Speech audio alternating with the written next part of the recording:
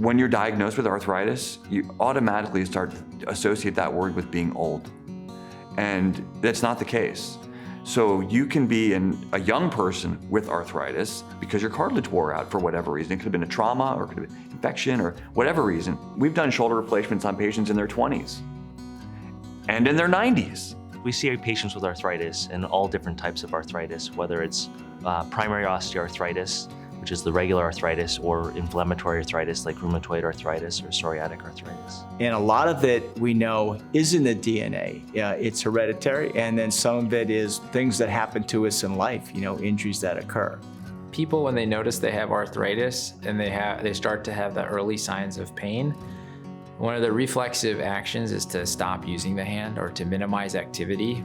And actually the opposite is true. So when you first have early arthritis or those symptoms, often using the hand and continuing to use it and learning to cope and work with it are actually completely safe and actually help improve the symptoms.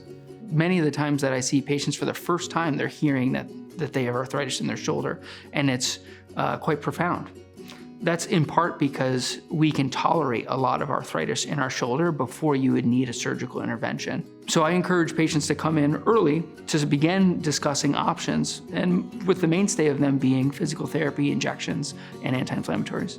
Several years ago, there was a lot of trepidation around shoulder replacement, and maybe it wasn't as well known as other forms of hip replacement, knee replacement, things like that. But now, as more and more of these are being done, it's very easy to look at your patient and talk to them about expected outcomes and the trajectory that they should be on. So a lot of golfers out there and a lot of people with worn out shoulders, and the good news is that we have a lot of good treatments for that these days.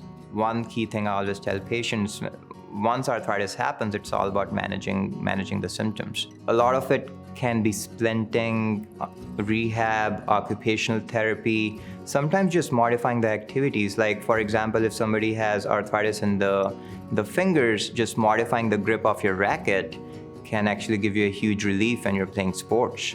Whether it's doing injections, cortisone injections can be very helpful. And then there are surgical options.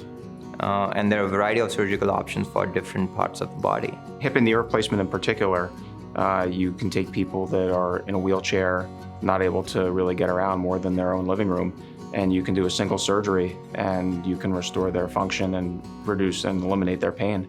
And it's quite miraculous. Arthritis of the foot and ankle is very common, unfortunately, and it can be a big source of pain and disability for patients.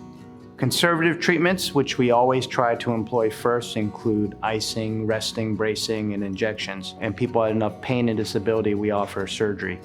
Specific for the ankle, that entails having an ankle fusion or an ankle replacement, and there's different pros and cons to both of those procedures. My research has always been to try to cure arthritis. And to cure arthritis, you had to figure out how to make cartilage heal itself or regenerate. And right now, we don't know that answer. When we do, there's over 30 million Americans that will give us a big thumbs up.